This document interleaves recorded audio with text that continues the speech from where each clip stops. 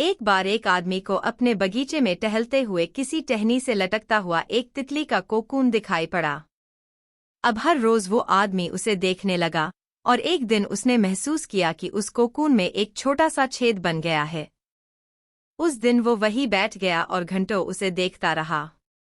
उसने देखा कि तितली उस खोल से बाहर निकलने की बहुत कोशिश कर रही है, पर बहुत देर तक प्रयास करने के बाद भी वो उस छेद से नहीं निकल पाई, और फिर वो बिल्कुल शांत हो गई मानो उसने हार मान ली हो। इसलिए उस आदमी ने निश्चय किया कि वो उस तितली की मदद करेगा। उसने एक कैंची उठाई और कोकून की छेद को इतना बड़ा कर दिया कि वो तितली आसानी से बाहर निकल सके। और यही हुआ, तितली बिना किसी और संघर्ष के आसानी से बाहर निकल आई, पर उसका शरीर सूजा हुआ था और पंख सूखे हुए थे।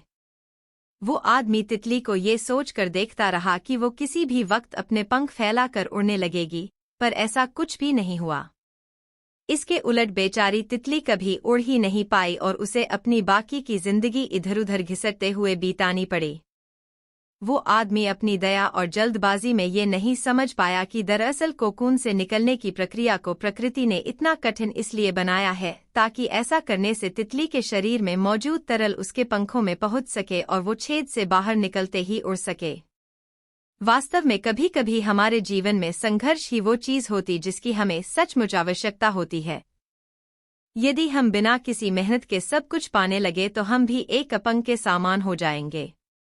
बिना परिश्रम और संघर्ष के हम कभी उतने मजबूत नहीं बन सकते जितना हमारी क्षमता है। इसलिए जीवन में आने वाले कठिन पलों को सकारात्मक दृष्टिकोण से देखिए, वो आपको कुछ ऐसा सिखा जाएंगे जो आपकी जिंदगी की उड़ान को संभव बना पाएंगे।